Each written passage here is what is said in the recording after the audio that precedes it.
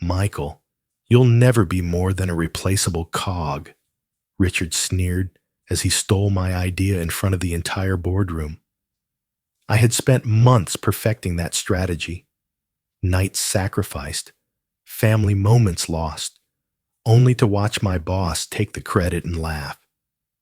Then he fired me, tossing my career aside like trash. That night, I sat alone, humiliated, but not broken.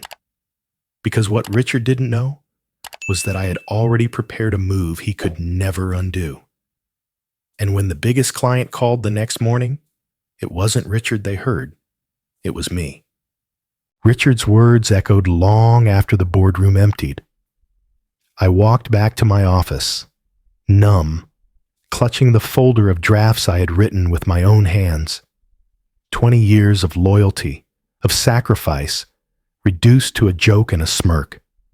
I told myself I could endure it, that this company was more than just a job, it was my second home. For years, I had poured myself into its survival, building systems and strategies that carried us through crises. If the company fell, a part of me would collapse with it. That night, like so many before it, I stayed long after the others had gone. The office was silent except for the hum of machines, the glow of monitors illuminating my tired face. My clock showed 2:07 a.m. when I finally shut everything down. I drove home through deserted streets, exhaustion pulling at me heavier than the steering wheel in my hands. At home, the lights were off. My daughter's room was closed, but I couldn't resist peeking through the gap in the door. Her small form was curled beneath the blanket, a soft breath rising and falling. She hadn't seen me in days, not awake at least.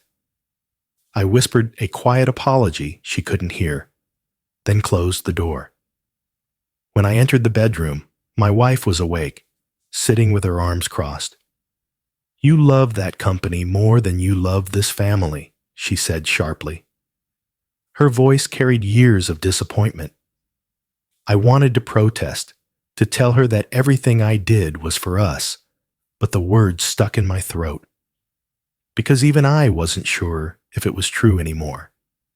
My biggest achievement still lingered in my mind. 2 years earlier, when the company was on the verge of collapse, I had designed a technological framework that stabilized operations, saving millions. It wasn't glamorous, but it kept us afloat, kept the paychecks coming for hundreds of employees. And yet, the applause faded quickly, as though sacrifice was expected, not celebrated. Still, I told myself integrity mattered more than recognition. Richard disagreed. One morning, he appeared at my cubicle, all smiles and friendly pats on the back. "Michael," he said warmly, "outstanding work as always. We're lucky to have you." He leaned close, lowering his voice. "Keep this up, and your time will come." His hand lingered on my shoulder, just a second too long.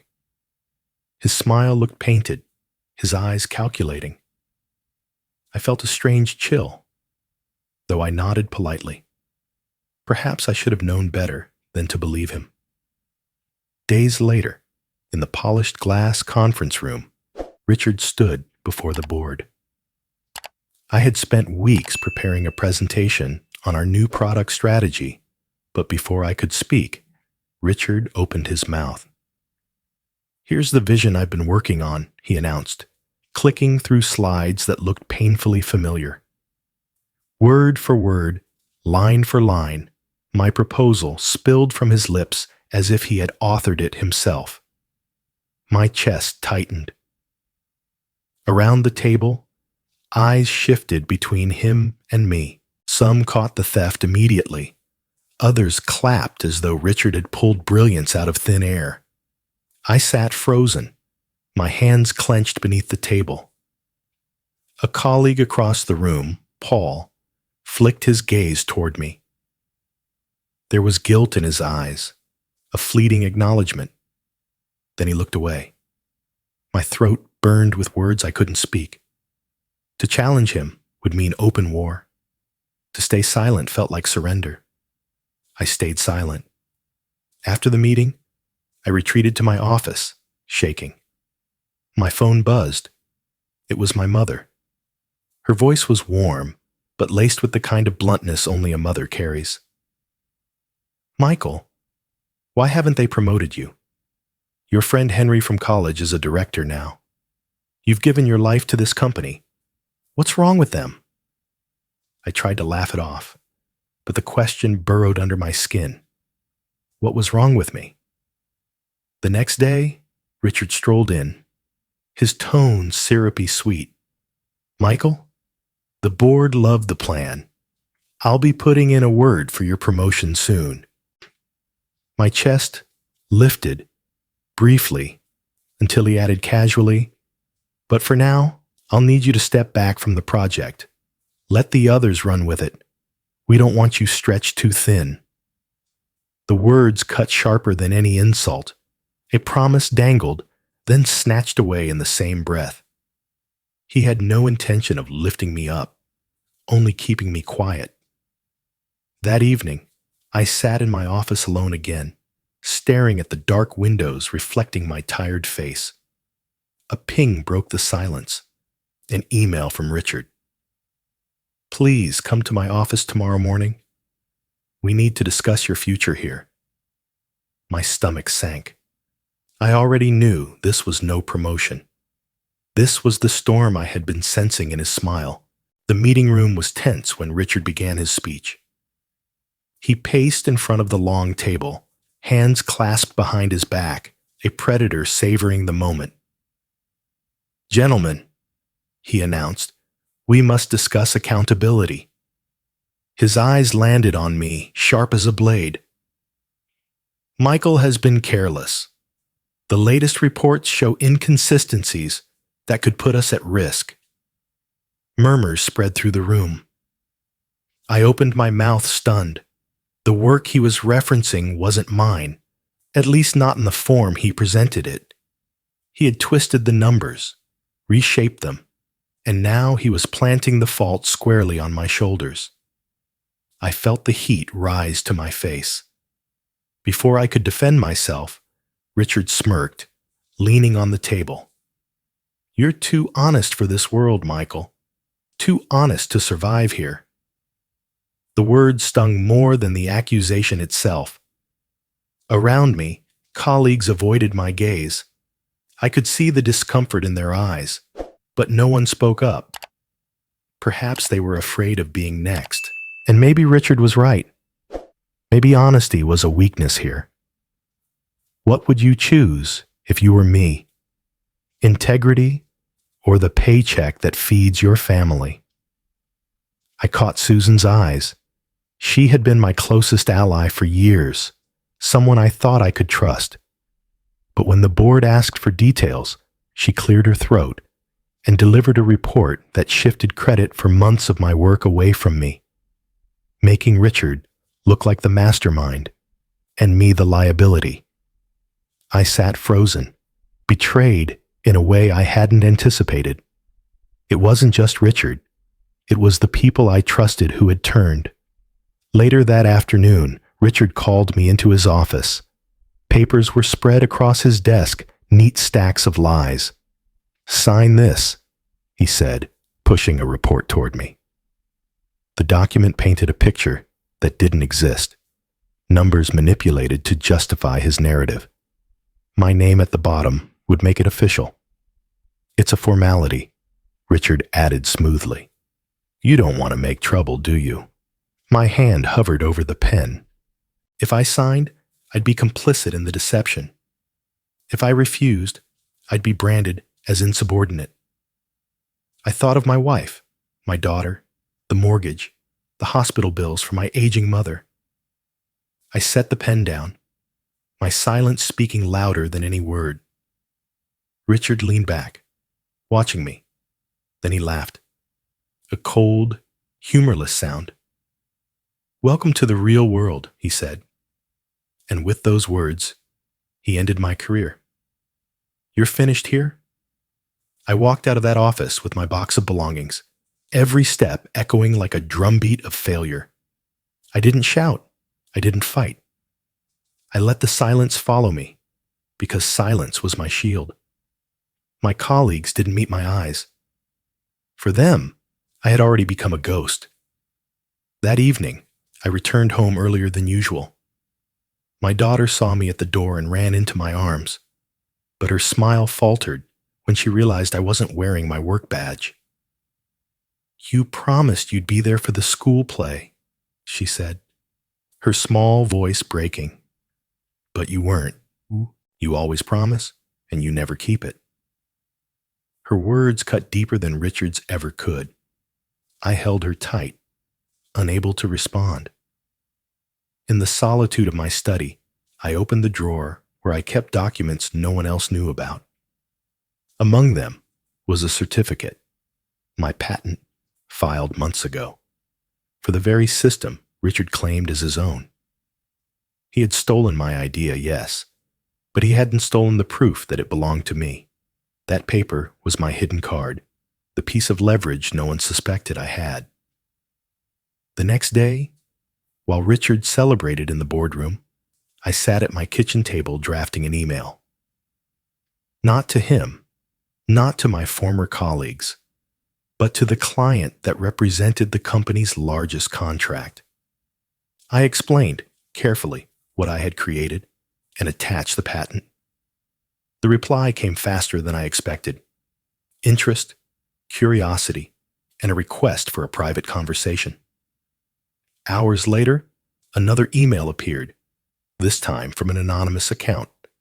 The subject line read, "You are not alone." My pulse quickened as I read the message. Others have suffered the same betrayal. You are not the only one. Was this a trap? Or a lifeline? I stared at the screen, torn between suspicion and hope. Then, before I could decide, the news broke. The company's biggest contract, the one Richard had built his entire future on, was abruptly canceled. Phones rang off the hook. Chaos erupted in the office I had just left. Somewhere in the panic, Richard must have dialed the client, desperate to save himself. He would never forget whose voice answered on the other end. The office must have been in chaos when the client announced their withdrawal, but I wasn't there to see it. Instead, I sat calmly at my kitchen table, sipping black coffee as my phone buzzed. Richard was calling. Again and again. Finally, I picked up, on the fifth ring. His voice was frantic, trembling beneath a mask of authority.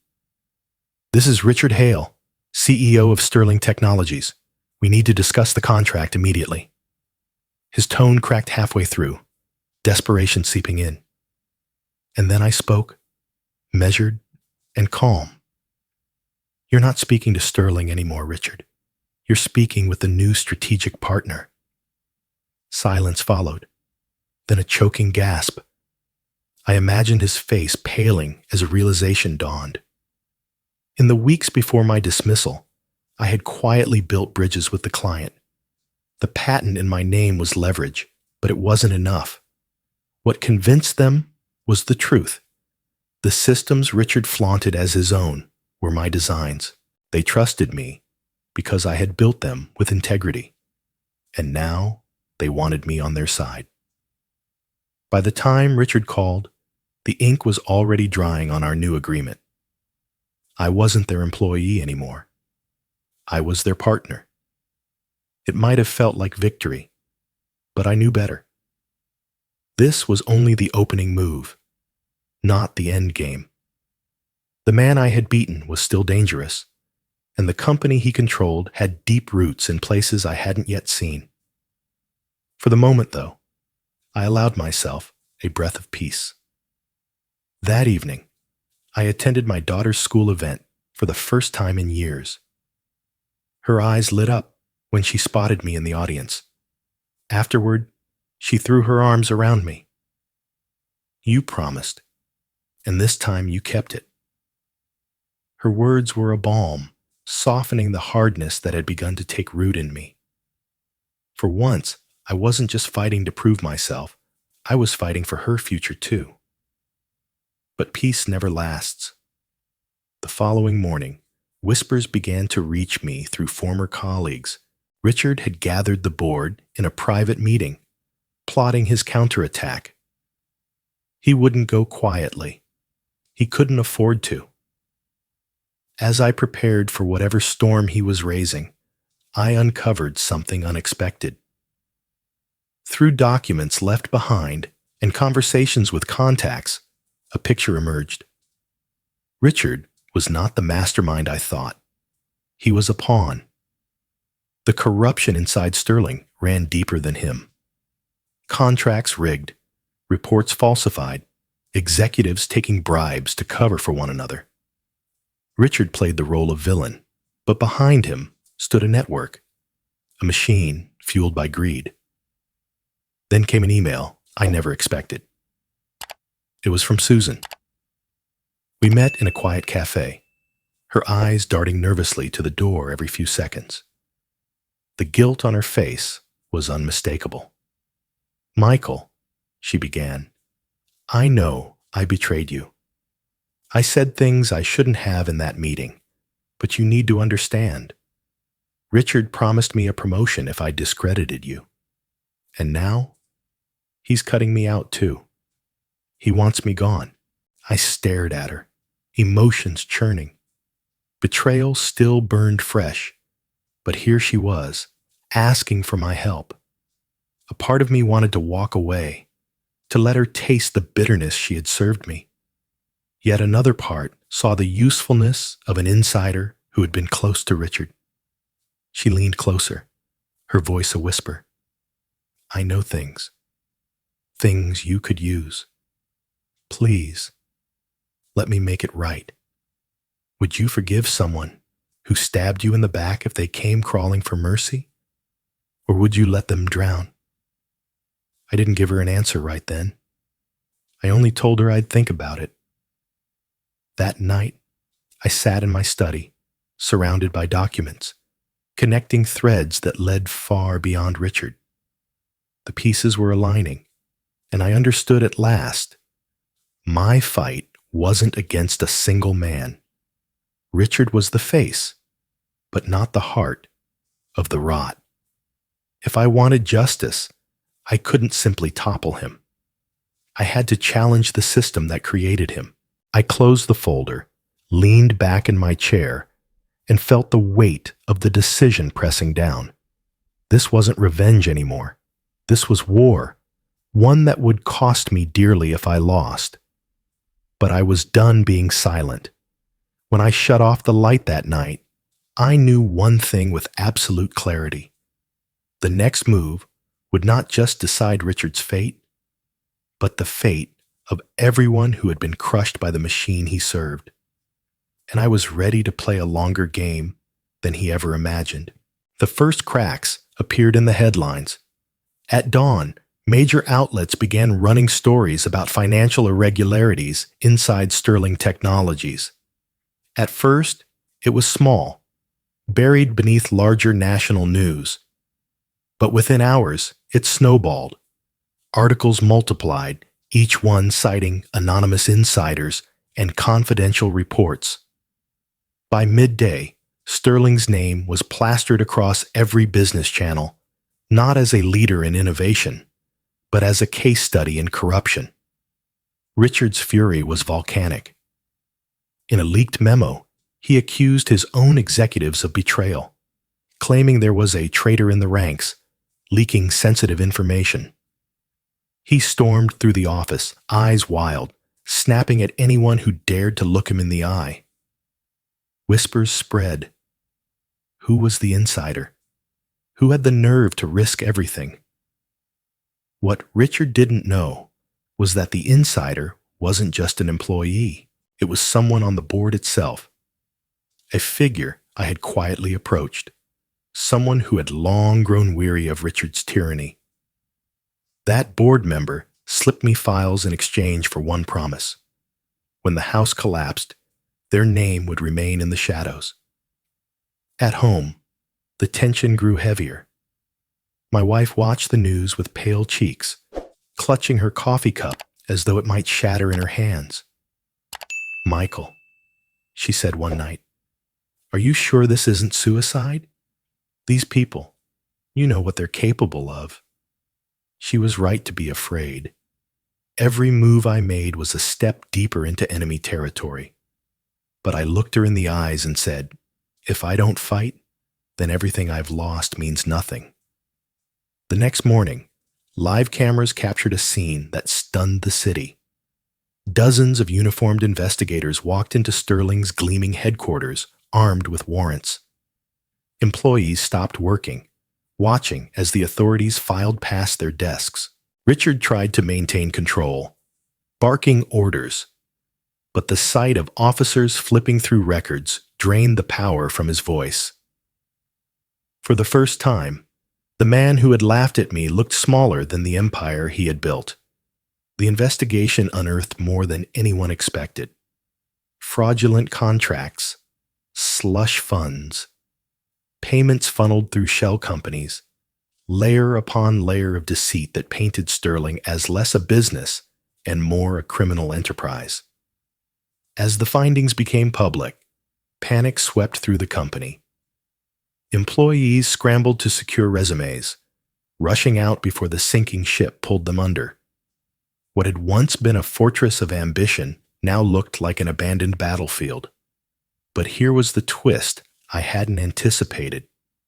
Some of the very people who had turned their backs on me began reaching out. Paul, who had once averted his gaze during my humiliation, sent a message. I was wrong. If you're building something new, I want in. Even Susan, still nervous and cautious, provided details that corroborated my case. One by one, the defectors returned, not out of loyalty perhaps, but out of recognition that justice was no longer a distant dream. Richard, however, clung to his pride like a drowning man to driftwood. One evening, my phone rang. His voice was no longer sharp and commanding. It was cracked, ragged. "Michael," he said, "I know we've had our differences, but you and we could run this together. I'll give you a seat at the table. Equal power." For a moment, I said nothing. The temptation flickered in the silence. Power, wealth, recognition, all offered by the very man who had humiliated me. If you were in my place, would you take it? Would you forgive a man like Richard if it meant securing your future, or would you let him sink, dragged under by his own lies? I ended the call without answering. That night, as I prepared documents in my study, I felt a chill crawl across my skin. A knock echoed at the front door, slow and deliberate. I froze, my heart pounding. When I opened it, Richard stood there in the shadows of my porch, rain dripping from his coat, his eyes no longer wild with anger, but heavy with something else. Desperation, maybe, or fear. The battle between us was no longer confined to offices or contracts. It had followed me home. Richard stood on my porch, drenched in rain, his breath ragged. For the first time since I had known him, the arrogance was gone. He looked smaller, diminished, like a man who had been hollowed out from the inside. "Michael," he said, voice shaking, "please, I need your help." I almost laughed. This was the same man who had mocked me, stolen my work, and discarded me like waste. And now he stood there, begging. I let him in, partly out of curiosity, partly because I wanted to hear how far he had fallen. He sat at my kitchen table, dripping onto the floor, his hands trembling as he pulled a folder from his coat. "You think I was the one pulling the strings," he said quietly. "I wasn't. I was their pawn. I did what they told me to do, or I'd be finished. Worse, my family would have been finished." The words caught me off guard. I had imagined Richard as a predator, not prey. But as he spoke, the picture shifted. He wasn't innocent, far from it, but there was someone above him, someone invisible, directing the corruption like a conductor orchestrating chaos. Richard slid the folder toward me. Inside were documents, offshore accounts, hidden communications, contracts that tied Sterling to shadow corporations I had never heard of. At the top of one file was a name I had only seen in whispers, a conglomerate that quietly controlled half the industry.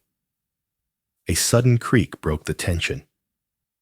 My daughter had been listening from the hallway. She peeked into the kitchen, her small voice trembling.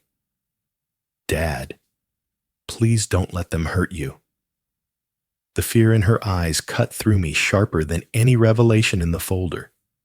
I closed it quickly, reassuring her with a smile I didn't feel. Richard leaned forward, desperate.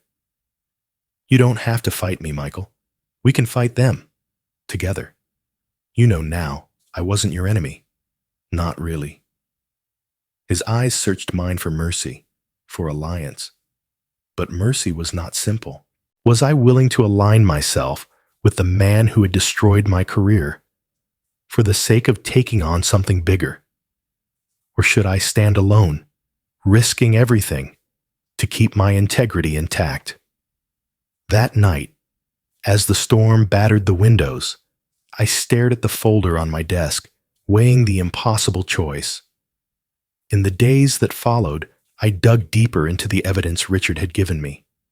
The scale was staggering. This wasn't just one corrupt company.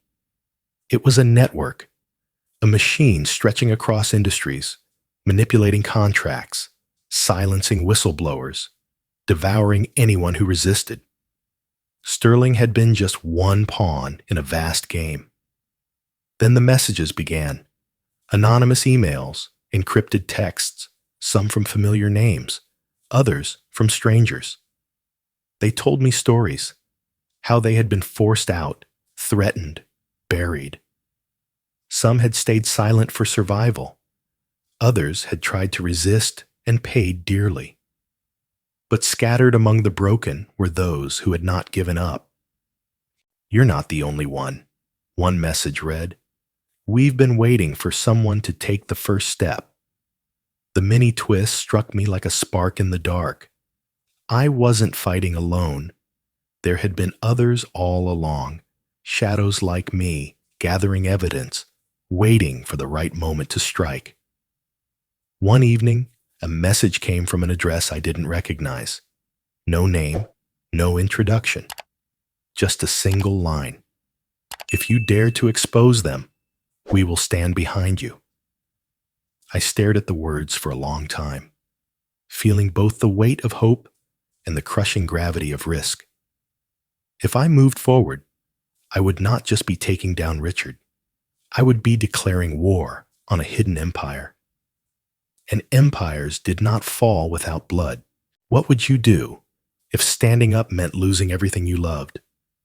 Would you risk your safety, your family, your peace of mind, for the chance to strike at giants?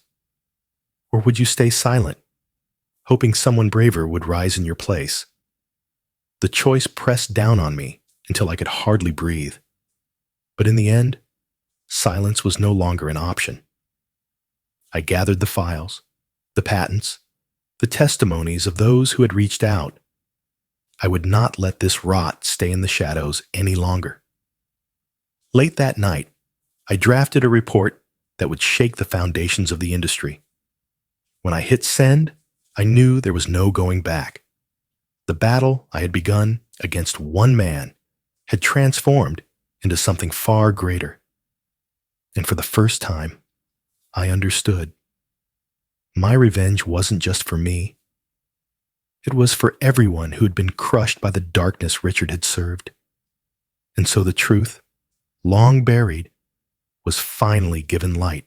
The storm had passed, but the world it left behind was unrecognizable. Sterling Technologies was no longer the empire it had once been.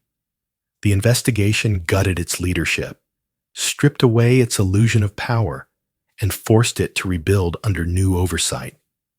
Richard vanished from headlines, a ghost swallowed by scandal. And me, I stepped into a new dawn. Months later, I stood at the entrance of a sleek glass building with my name etched discreetly on the directory, Carter Innovations. The company wasn't just mine. It was born from the collective will of those who had once been betrayed: engineers, analysts, project managers, all people whose talents had been stolen or silenced by corrupt leaders. Together, we built something new. A place where transparency wasn't a slogan, but the foundation of our culture. The first morning, I drove my daughter to school. I glanced at her in the passenger seat, chatting about her art project. For years, I had missed these moments, chasing deadlines that never loved me back. Pulling into the school lot, I walked her to the door. She turned, smiling up at me with pride, and said, "You look happy, Dad." I realized I was. For the first time in decades, I wasn't running on borrowed time. But even as peace settled in, reminders of the past whispered back. One afternoon, I received a message through a secure channel. It wasn't a threat. It was a plea. Another corporation, another set of employees trapped in the same cycle of theft and intimidation. They had seen what I had done and now looked to me as a symbol. The weight pressed against me. Was my role to protect my own hard-won peace, or to answer calls for justice again? The message remained unread at the bottom of my inbox, like a storm cloud on the horizon. Meanwhile, Sterling itself had transformed. New management rebuilt it under government supervision, severing ties with its toxic network. Employees once loyal to Richard found themselves irrelevant. And Richard himself? For months, there was silence, until one day, an article appeared in a local paper. A small photo showed him, thinner, older, standing beside a shelter for the homeless. The caption read, "Former executive now dedicates his life to charity." The twist left me conflicted. Was it redemption, or simply exile disguised as virtue? Could a man who had caused so much damage ever truly change? Or was this just another performance, another mask? I focused instead on what I could control. Carter Innovations thrived, not as a giant, but as a sanctuary for those who wanted to work with dignity. As we grew, I established a foundation, a fund dedicated to supporting workers who had been exploited, silenced, or unjustly dismissed. Every story that reached my desk reminded me why I had started. Not just to avenge myself, but to create something that would outlive revenge. And yet, late at night, the question still lingered. If you were me, would you have driven the blade deeper, taken revenge until there was nothing left of Richard? Or would you have chosen, as I did, to step beyond him and build something better? Is true strength measured by destruction or by restraint? On my daughter's birthday, I finally had the chance to be present from start to finish. The candles lit her face, her laughter filled the house, and I felt the quiet certainty that I had made the right choice. When she hugged me before bed, I tucked her in and sat beside her until her breathing slowed into sleep. In the dim light, I whispered into the silence, I kept my promise, this time for real. The war I had fought was no longer just mine. It had become a story carried in whispers through offices, shared over late-night calls, spoken quietly between those who knew the taste of betrayal. It wasn't just about Sterling, or Richard, or even me. It was about anyone who had ever been crushed by greed and still found the courage to rise. For me, the legacy wasn't revenge. It was the chance to ensure my daughter and others like her, grew up in a world where integrity had a place. A world where betrayal wasn't the only language spoken in boardrooms. And so, the curtain closed, not with thunder, but with quiet resolve. The empire of lies had fallen, and in its place stood something fragile but alive, a promise rebuilt.